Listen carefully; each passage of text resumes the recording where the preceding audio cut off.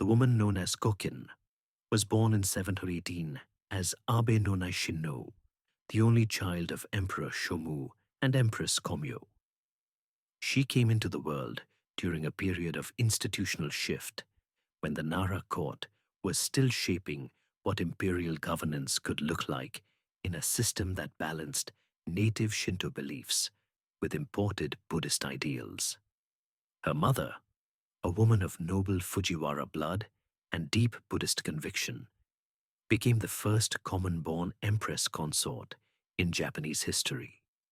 Her father, Shomu, reigned during a time of disease, famine, and growing rebellion.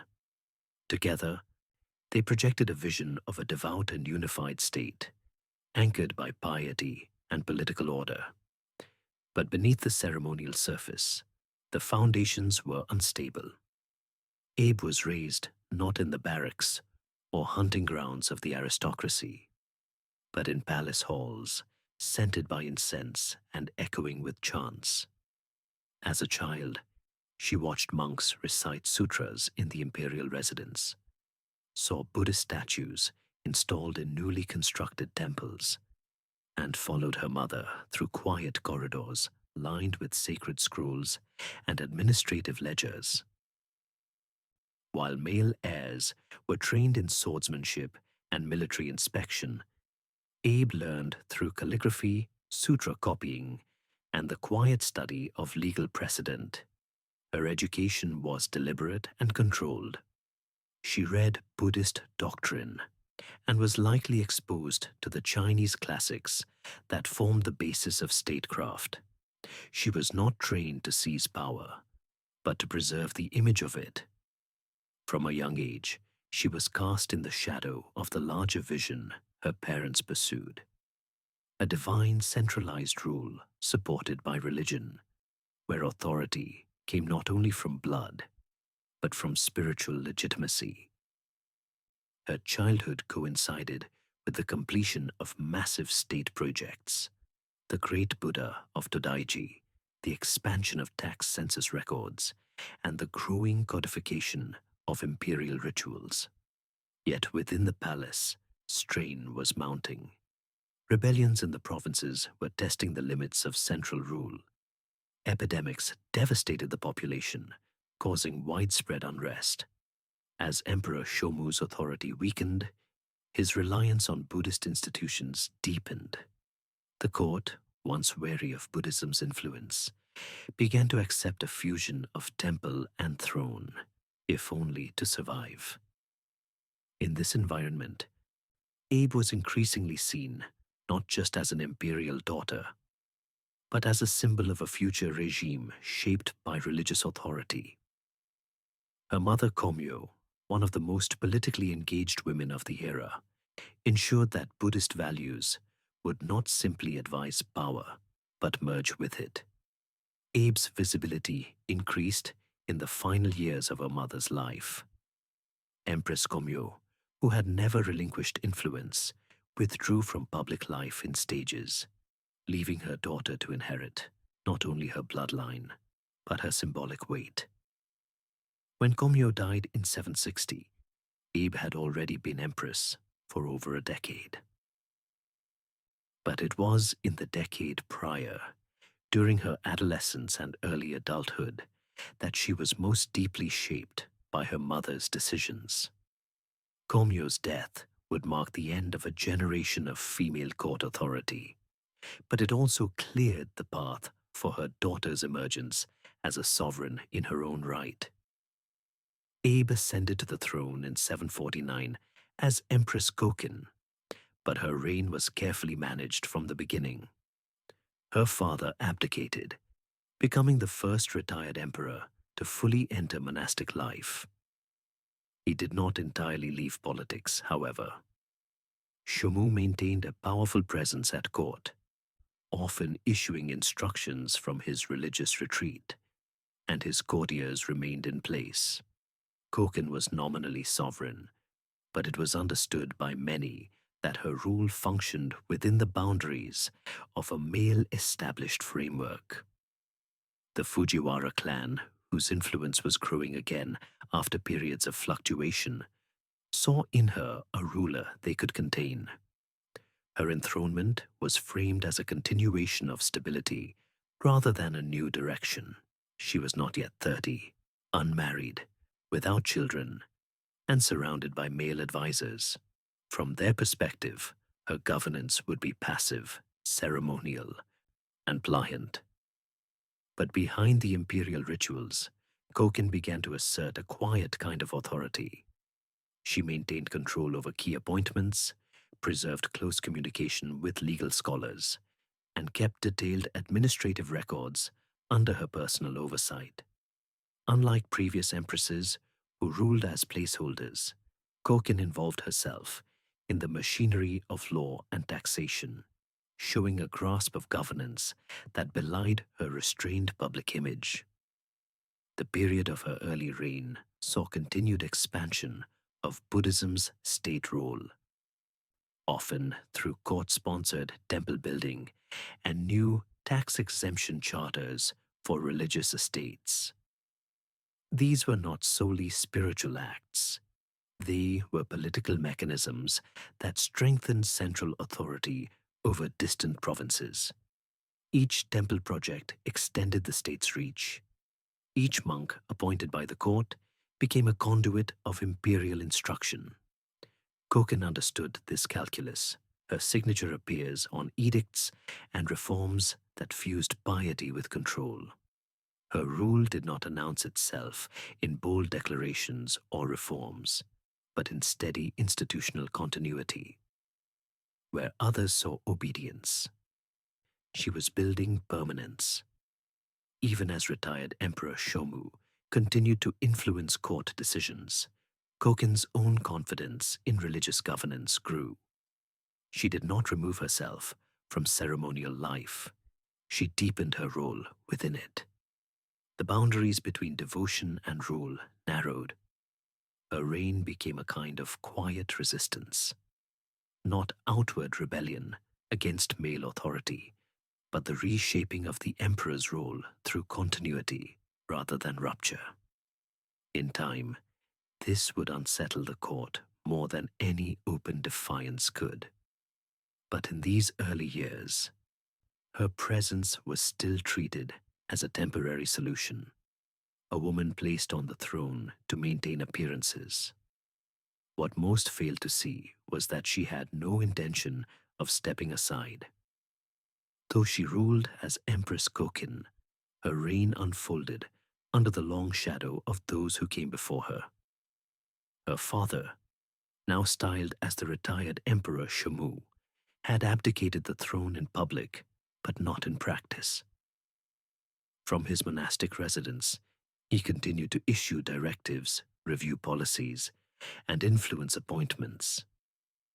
His voice still carried weight in the Great Council of State, and his courtiers, many of whom had risen under his favor, remained deeply embedded in the machinery of court governance.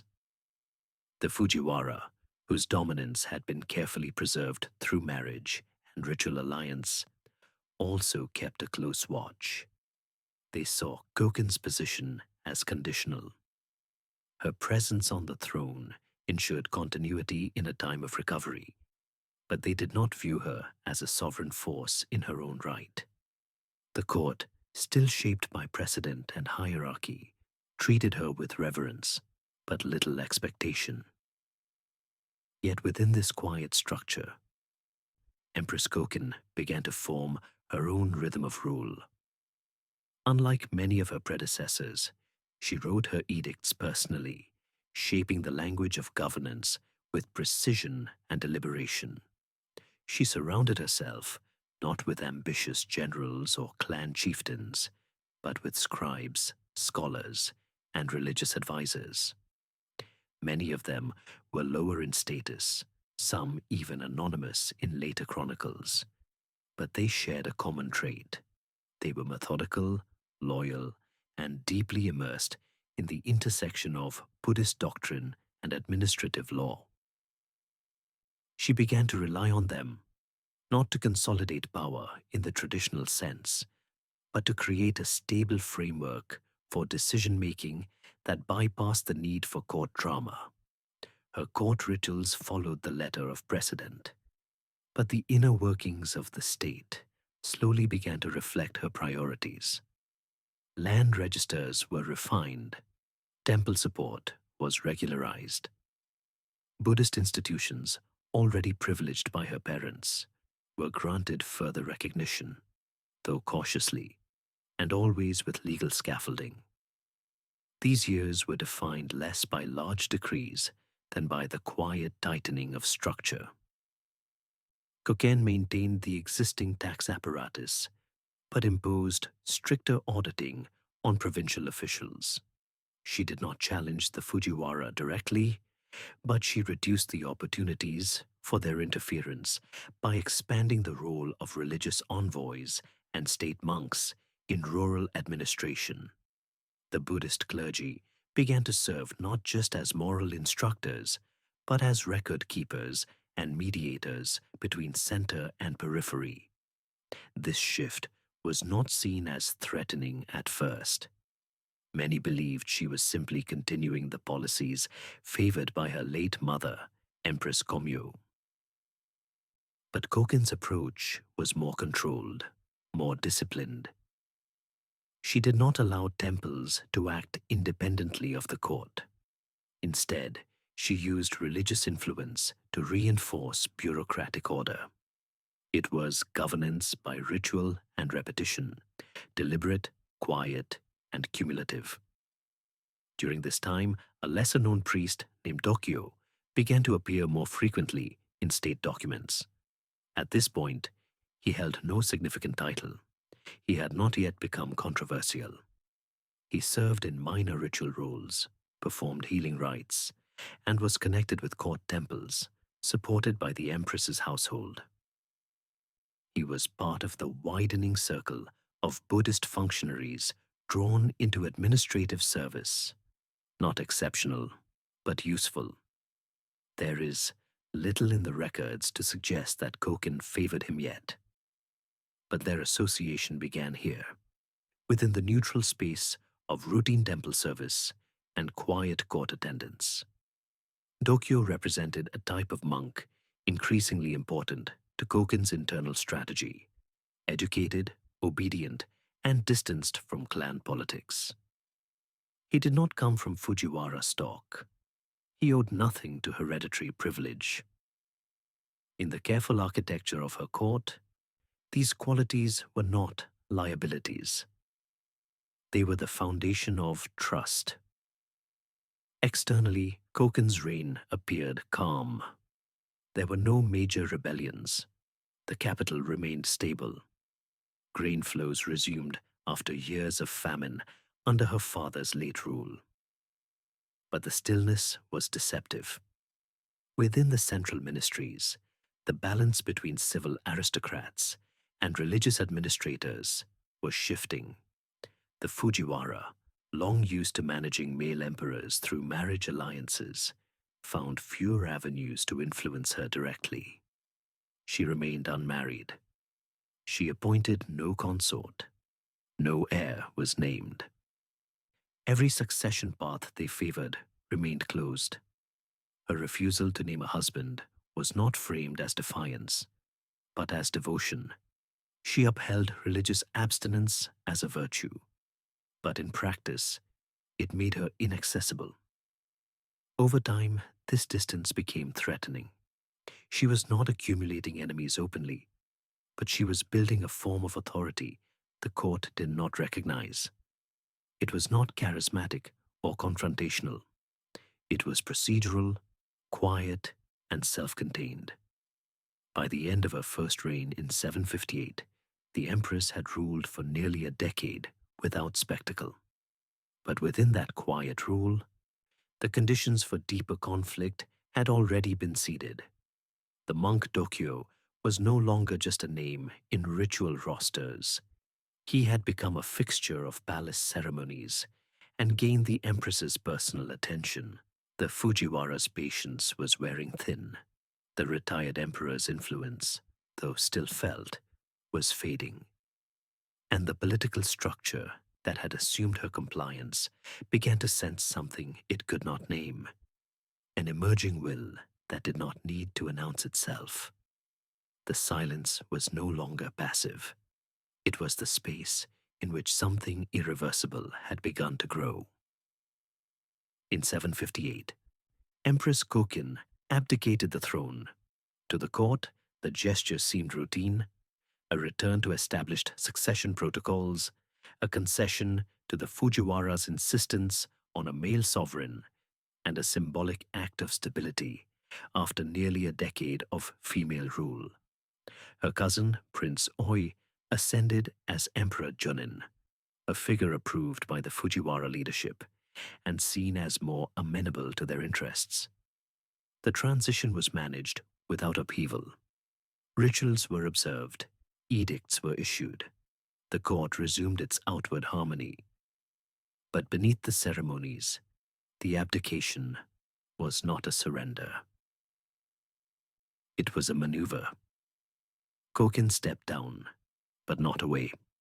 She remained within the imperial compound, retaining her staff, her private record keepers, and most significantly, the imperial seal. As retired empress, she held no official authority. But in a court where legitimacy rested on access and recognition, she had quietly preserved both. Her withdrawal from the throne allowed her to observe without interference. Emperor Junin, though crowned, lacked both popular recognition and personal authority. His decisions were often drafted by others. He relied on Fujiwara guidance for every matter of policy, and his command of the bureaucracy was limited. Even among officials, loyalty to him was conditional. Many still referred to Kōken's era with reverence, and some continued to consult her household for interpretations of older edicts. From her residence inside the palace, Kōken monitored each development closely. She did not intervene directly, but she received reports, reviewed temple petitions, and maintained communication with scribes and clerics across the provinces. Her inner court remained active, though discreet, and it became the nucleus of a parallel authority, not bound by formal rank, but by memory and trust. During these years, Dōkyō's position began to shift. No longer just a temple attendant, he became a more regular presence in Kōken's private court. His role was not immediately public. He performed healing rituals, supervised the copying of sutras, and advised on matters of spiritual merit. But his influence deepened quickly. Unlike ministers who owed their rank to birth, Dōkyō's proximity to the retired empress came from personal trust. His knowledge of Buddhist ritual, his composure, and his detachment from court families made him a stabilizing figure in a world where most actors pursued clan agendas. As Kōken's circle contracted, Dōkyō remained constant. His saffron robes became familiar in her chambers. Their relationship, spiritual, political, and personal, would soon unsettle the entire structure of court governance. While Junin struggled to consolidate authority, Kōken's presence began to take on new symbolic weight. She issued no laws, but her approval was still sought in religious matters.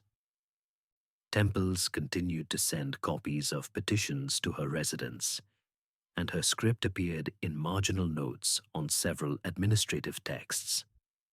The court grew uneasy, sensing that the separation between retired and reigning sovereign had blurred. She had not named herself regent. She had not disputed Junin's rule. Yet nothing in the palace moved far from her shadow.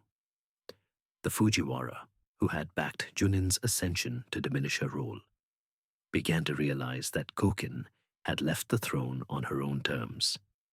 Her retreat had removed her from ceremonial exposure, but not from power. The fusion of Buddhist presence with political oversight became more visible in these years. Dōkyō, still without official title, began to supervise more of Koken's administrative reading. Temple audits, land bequest confirmations, and monastery construction reports flowed through her residence. Though not legally binding, her informal responses shaped the court's behavior. Officials loyal to her used ambiguous language to defer to her judgment. At the same time, Emperor Junin's own court remained fragmented. His policies lacked coherence, and he failed to project strength either in the capital or in the provinces.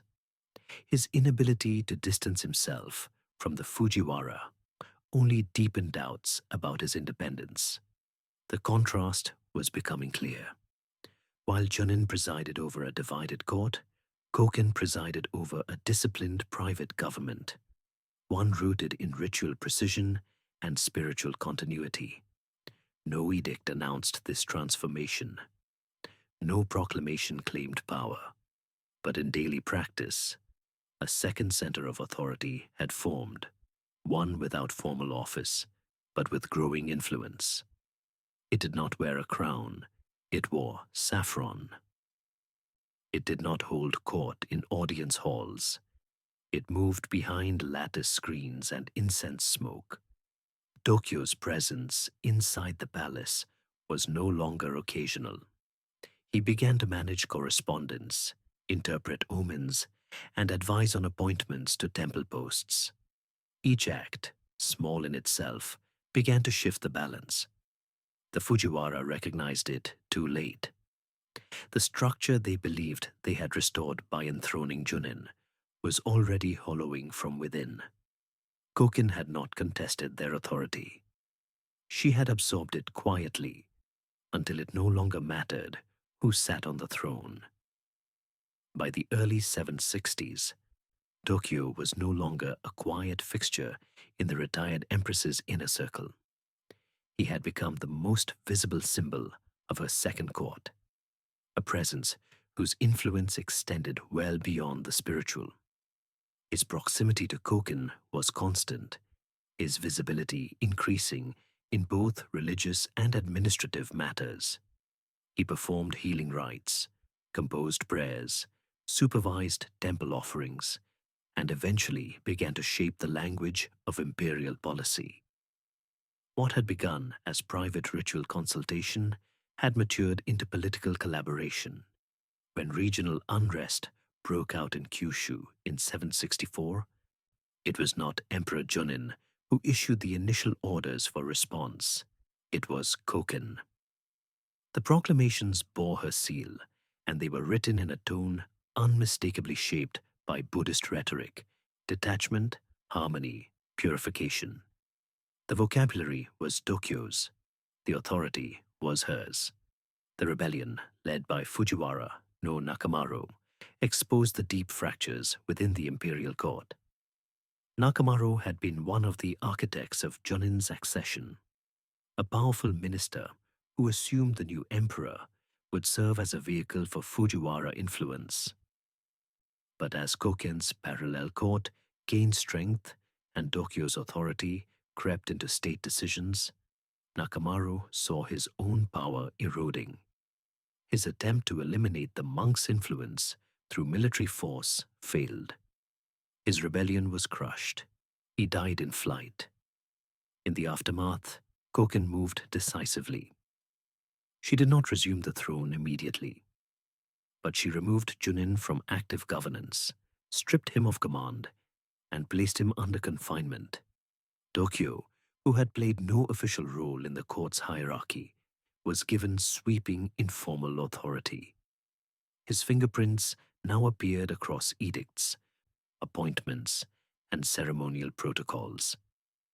Temples loyal to the court began receiving expanded privileges, land grants, tax exemptions, and the right to appoint clergy without local interference. These were not merely religious gifts. They were tools of governance. Each charter extended the court's ideological and logistical reach into the provinces. Dōkyō's role in shaping these policies was plain. Though he remained without a noble title, his presence became so central that some documents were issued with his name beside the empress's, a symbolic co-signature without precedent in imperial administration. The legal system, still based on Tang-style codes and ancestral precedents, had no clear mechanism to accommodate his authority. But the machinery of state began to shift around him. The Ministry of Rites, the Office of Monastic Affairs, and temple administrators began routing their decisions through his office in Koken's residence. His interpretation of omens, temple law, and ritual procedure started to shape state responses to everything from crop failures to succession rituals. For those outside her inner circle, the changes were disorienting. The court, which had long maintained a separation, at least in theory, between the sacred and the bureaucratic, now appeared to function under spiritual guidance. To some aristocrats, it looked like a Buddhist theocracy taking form under the guise of ritual purity. Others viewed it more darkly, as a soft coup executed through incense and silence. The line between governance and devotion blurred. Dōkyō was not just advising the retired empress. He was acting as her voice, sometimes even her pen. His writings did not read like political decrees. They carried the tone of spiritual mandate, yet resulted in real policy. That combination, scripture disguised as law, began to terrify the old guard. Inside the palace, protocol began to bend around his presence. Ministers no longer resisted his attendance at council meetings. Lower officials deferred to him in religious matters without waiting for formal imperial review. Court musicians composed chants in his honor. Temple artisans crafted icons in his image, not for worship, but for recognition. He wore court robes now, though not the full regalia of a minister. His visibility in imperial rituals increased. He stood beside Koken during seasonal observances and was observed administering rites on her behalf. He did not claim titles, but he performed their functions. And in a system built on precedent, the repetition of his presence became a kind of authority unto itself. Yet even as his influence deepened, it remained formally unacknowledged by the codes that structured imperial law. Dōkyō's power existed in a legal vacuum, sanctioned by the empress, enforced by access, but vulnerable to critique. That critique grew louder among certain court factions. They warned of spiritual imbalance, of the dangers of mixing sacred and administrative realms, of a precedent that could undo centuries of orderly succession. But they no longer had the political leverage to act. The Fujiwara were weakened, the emperor was contained. The court had two heads now, one enthroned, the other silent but present. And between them stood Dōkyō, cloaked in saffron, holding no title but writing the future of the realm with every brushstroke. In late 764, after nearly 7 years as retired empress, Kōken resumed the throne, not through civil war or palace coup, but through a written edict that carried the full force of divine justification. Emperor Junin, her cousin and nominal successor, was formally deposed and exiled to Awaji Island. The justification given to the court was that he had lost the mandate of heaven. No sword had been drawn in the palace. No public trial was held. His rule simply ended. Behind the decision was a clear signal that the legitimacy of rule no longer depended on male succession or court consensus, but on spiritual clarity, as defined by the Empress herself. She adopted a new regnal name, Shotoku, linking herself symbolically to a legendary era of harmony and Buddhist wisdom. It was more than a name change. It was a redefinition of her position in the cosmological order of the state. The recoronation marked the only time in Japanese history that an empress ruled twice under two distinct reign titles. It also marked the beginning of a deliberate reconfiguration of court structure. The Fujiwara, already weakened by the failure of Nakamaro's rebellion, saw their remaining influence stripped away.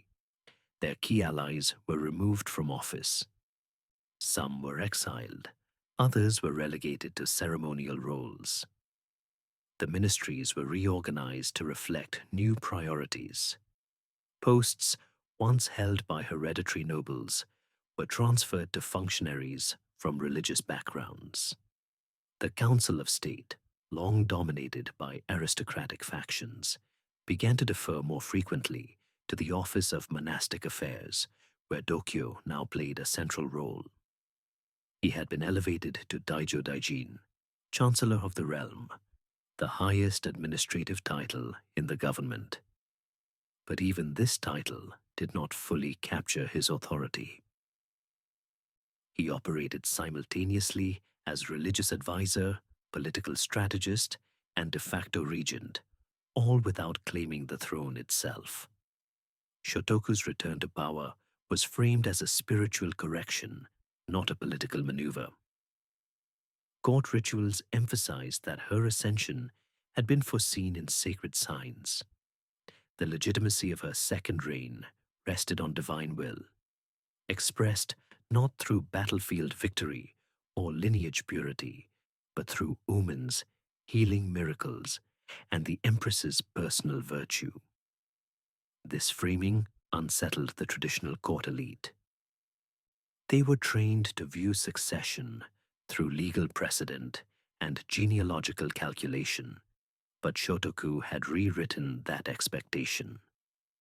By claiming direct access to heaven's mandate, she bypassed the mechanisms they controlled.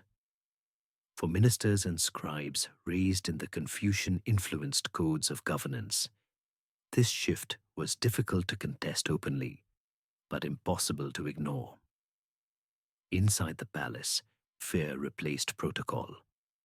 Officials no longer assumed they understood the limits of imperial authority. The speed of purges following her recoronation shocked many. Positions were reassigned with little warning.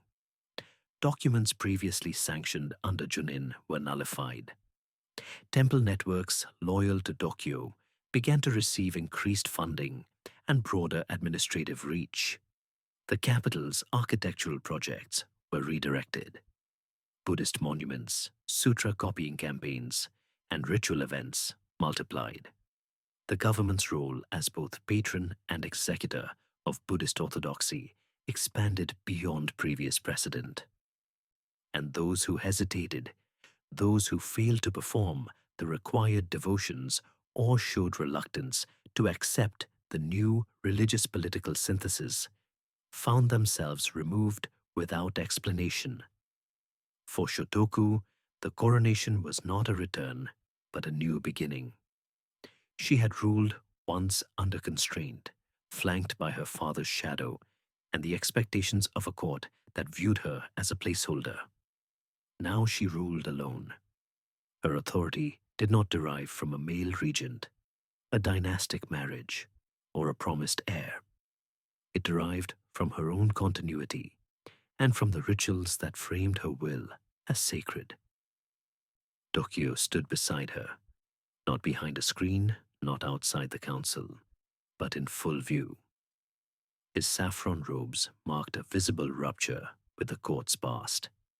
He was not a noble. He was not born to power. Yet he moved through it, speaking in a voice few dared oppose. Outside the palace, the provinces watched closely.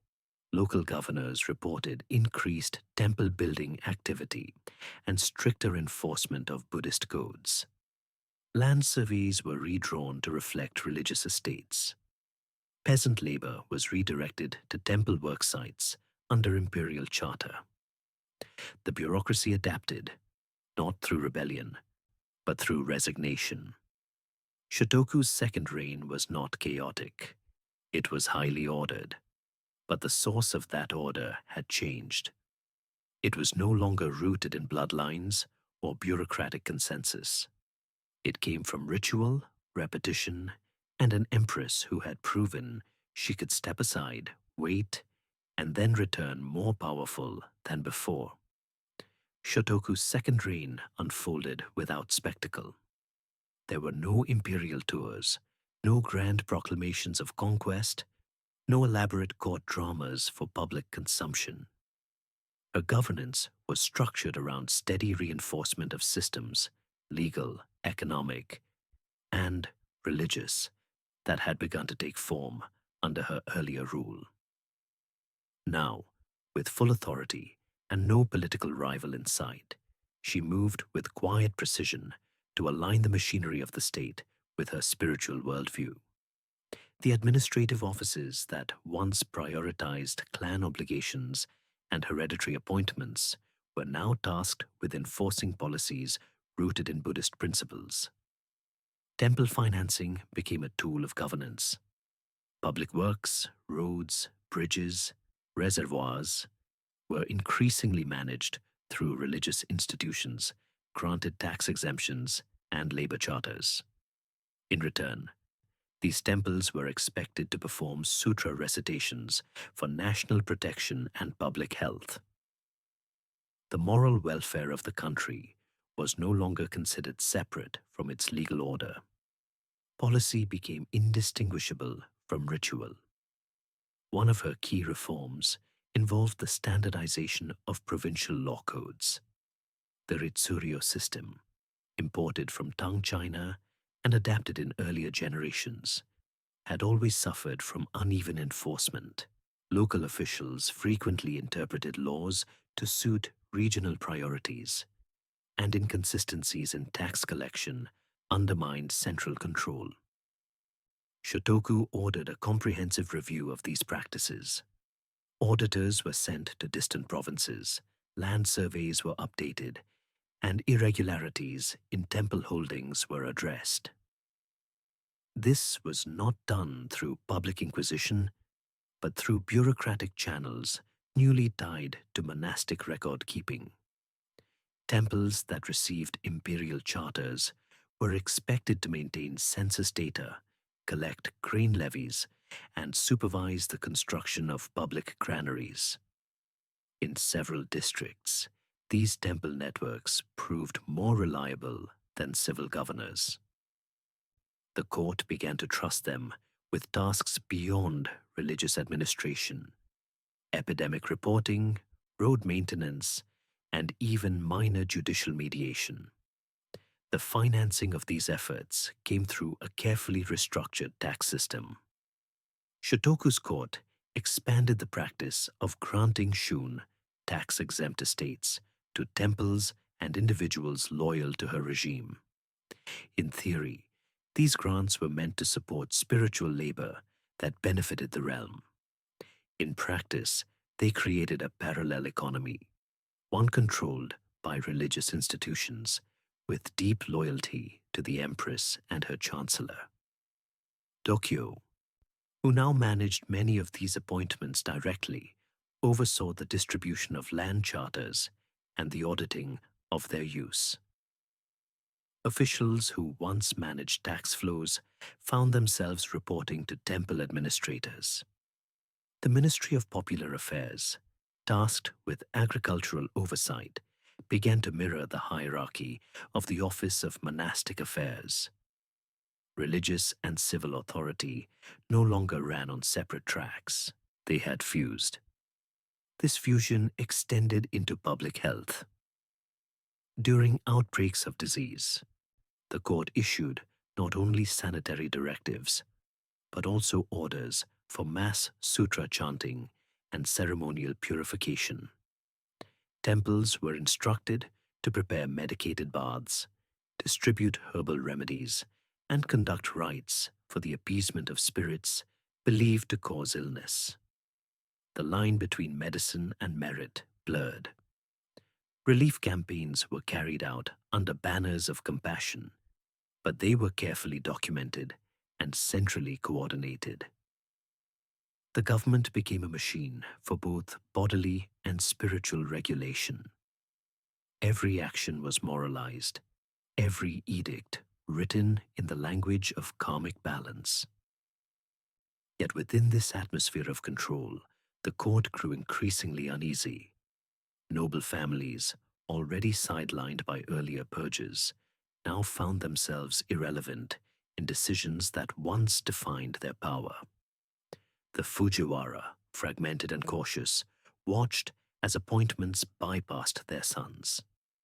Temple alliances, not bloodlines, determined access to court. Dōkyō, once an outsider, now sat at the center of imperial administration. He reviewed petitions, advised on legal revisions, and directed provincial audits. No law passed without his involvement. No appointment escaped his notice. His chamber, adjacent to the Empress's, became a hub of policy discussion veiled in spiritual language. Ministers began to whisper, not in accusation, but in uncertainty. Who governed Japan now? The Empress who signed the orders, or the monk who drafted them? Shotoku never clarified. She made no public defense of their partnership. She did not claim Dōkyō ruled in her name, nor did she deny his influence. Her silence became part of the order she imposed.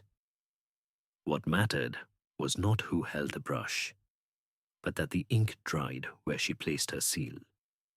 Within that silence, power moved steadily, unseen but absolute. In 766, Dōkyō was formally granted the title Hu, a designation that loosely translated as Buddhist king or king of the Dharma. It was not an imperial title in the traditional sense, but it carried extraordinary weight. The court, still organized under the Confucian and Ritsuryu legal codes, had no precedent for such a designation. It did not appear in the official registers of court rank. Yet Dōkyō began to appear at rituals and state functions, wearing garments that blended secular and monastic styles. Robes dyed in the saffron of the Sangha, trimmed in the colors of high nobility. He sat beside the Empress during ceremonies once reserved for bloodline heirs.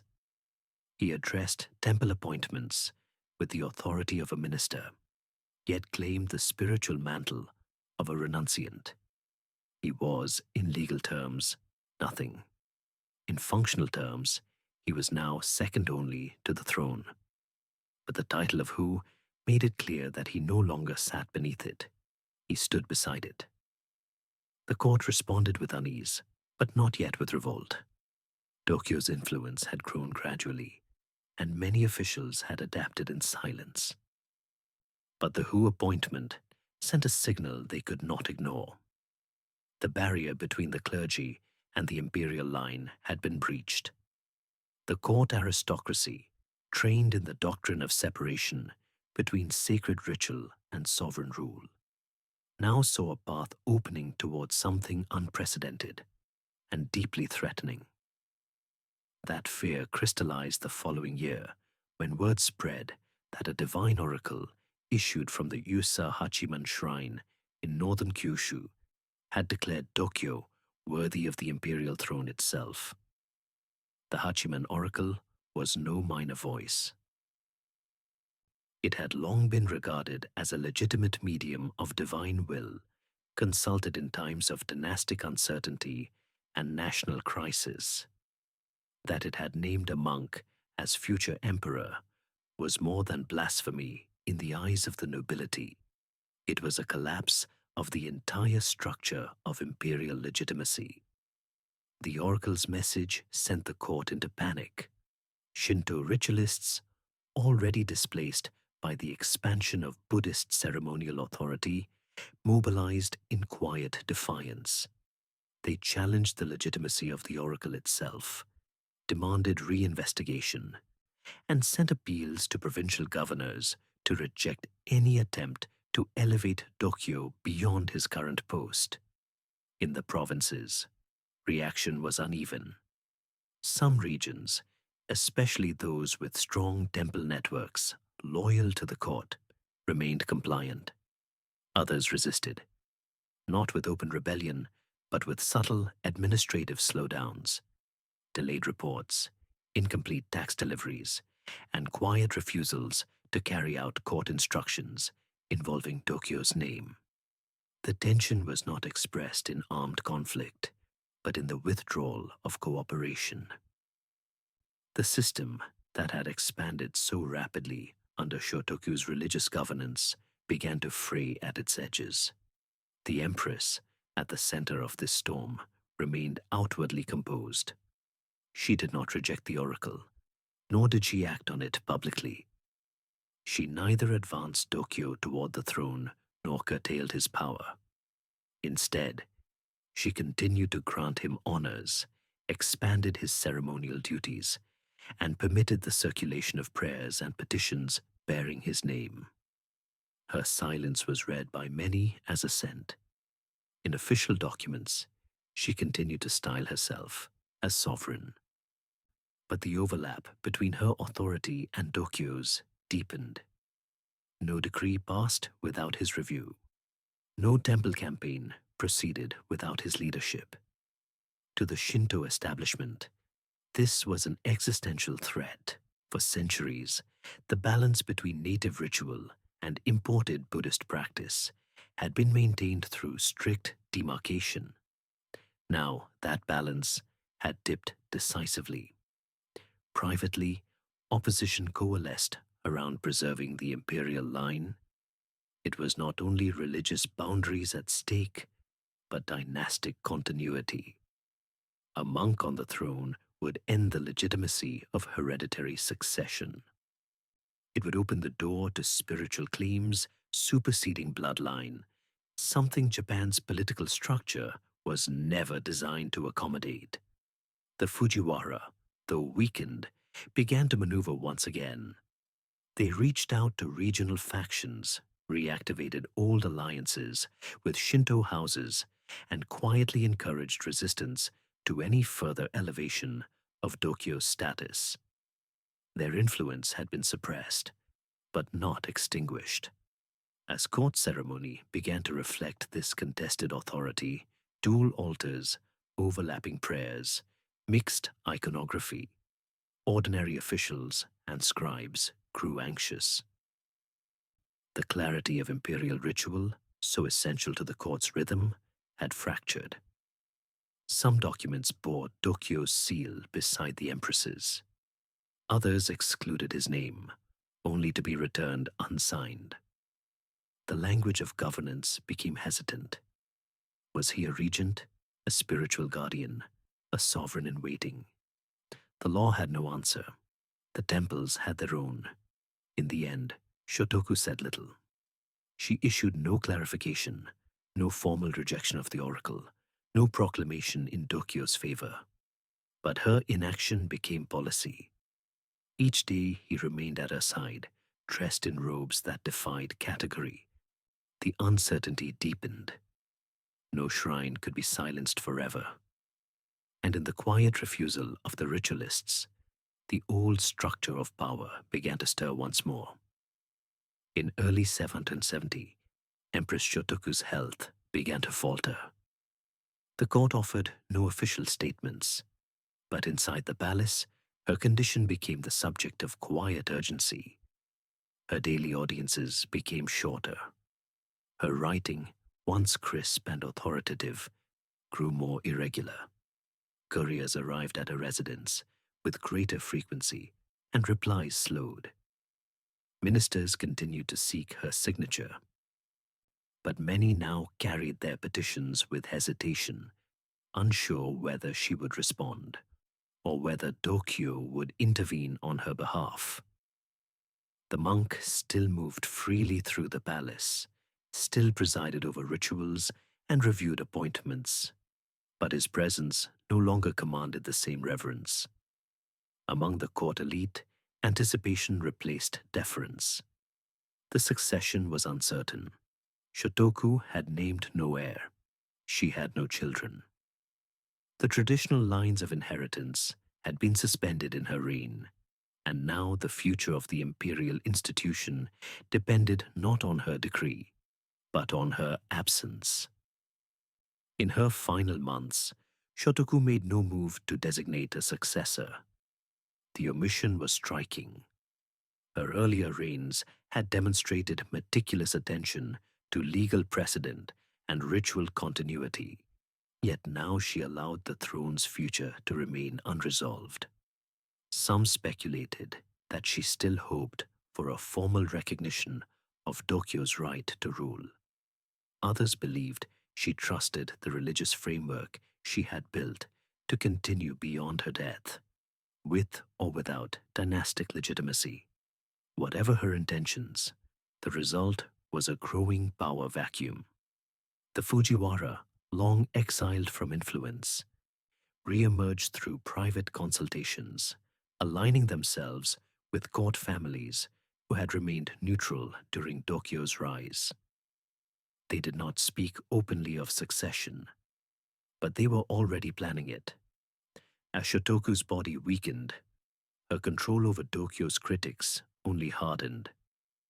In her last signed documents, she reaffirmed his authority over monastic and ceremonial matters, renewed his grants, and removed minor officials who had opposed his earlier promotions.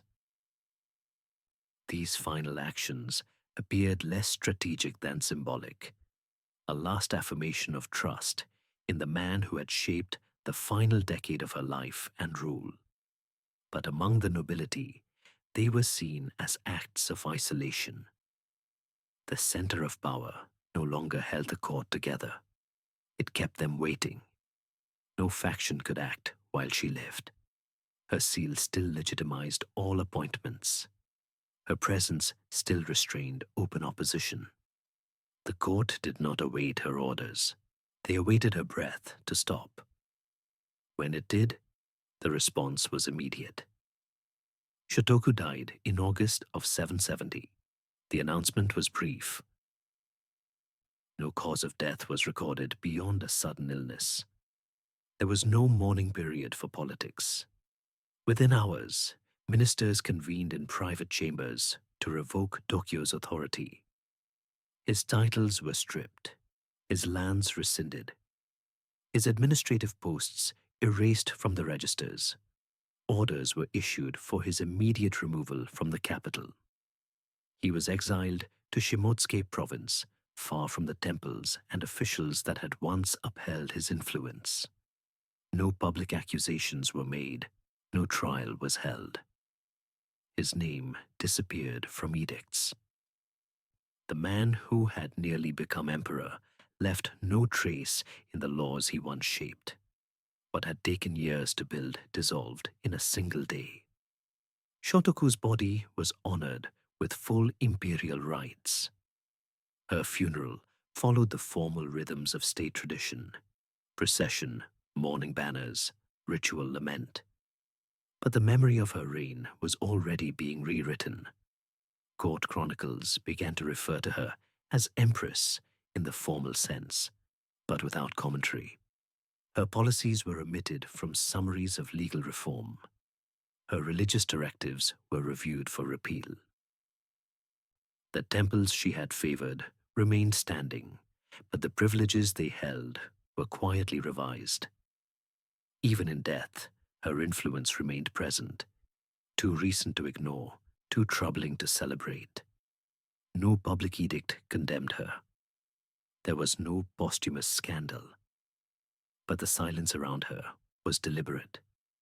Her memory was treated as a closed chapter. The documents she had signed were placed in sealed archives. The rituals she had sponsored were discontinued. The court moved quickly, not to destroy her legacy, but to contain it. What could not be undone was buried. What could be reversed was. And in the official narrative that followed, Dōkyō was not described as a fallen figure. He was simply not mentioned. After Shotoku's death in 770, the court turned not only to restoring political control, but to reshaping the memory of her reign. There were no proclamations condemning her rule, no formal edicts against her name. But in the machinery of official record-keeping, in chronicles, court texts, and bureaucratic commentaries, a quiet revision began.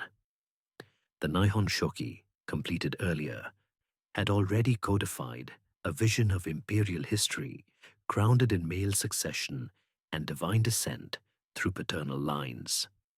Later records, such as the Shoku Nihongi, described her reign briefly, without elaboration or praise.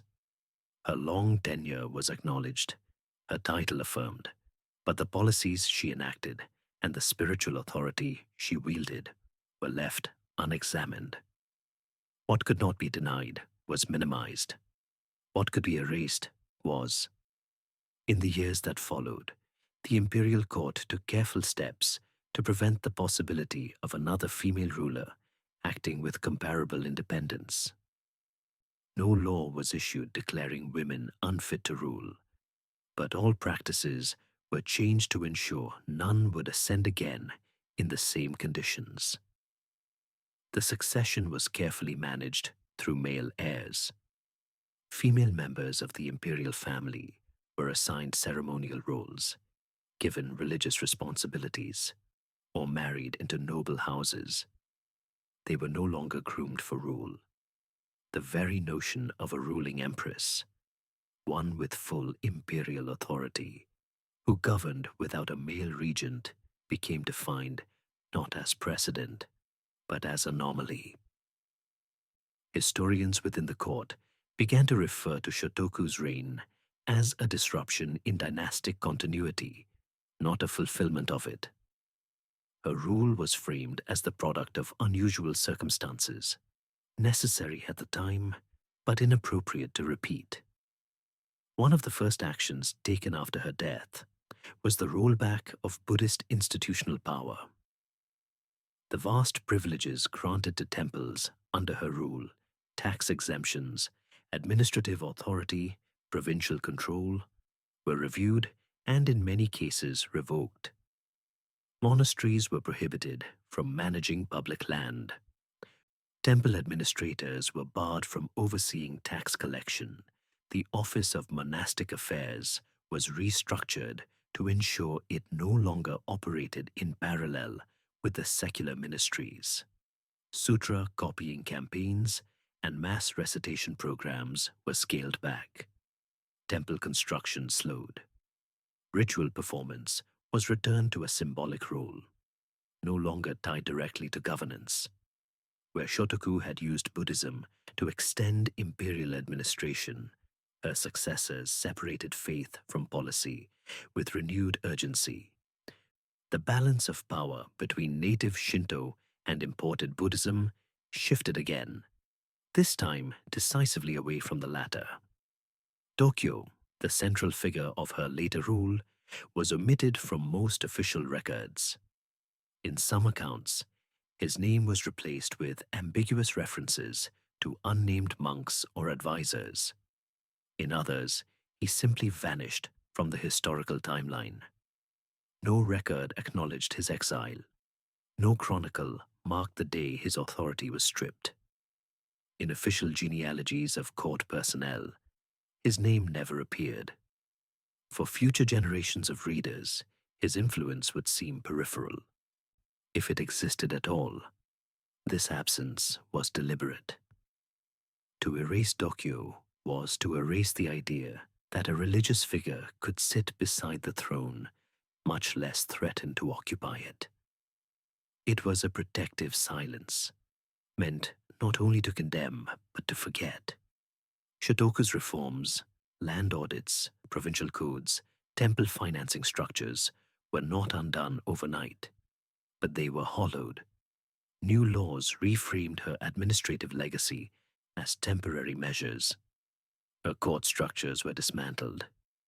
The legal language she had favored, so often infused with Buddhist imagery and moral rhetoric, was replaced with more secular phrasing drawn from earlier dynastic models. Ritual calendars were revised. Her preferred sites of worship lost imperial sponsorship. In effect, the architecture of her reign was preserved only long enough to be repainted in another color. Japan would go on to crown other women, Empresses Meisho and Go-Sakuramachi, in later centuries. But their reigns were brief, symbolic, and tightly controlled. None would rule as Shotoku had, twice independently and with full sovereign authority. Her legacy, while not publicly condemned, was rendered unspeakable through omission. The law did not name her, but it answered her. The court did not erase her from the scrolls, but buried her beneath them.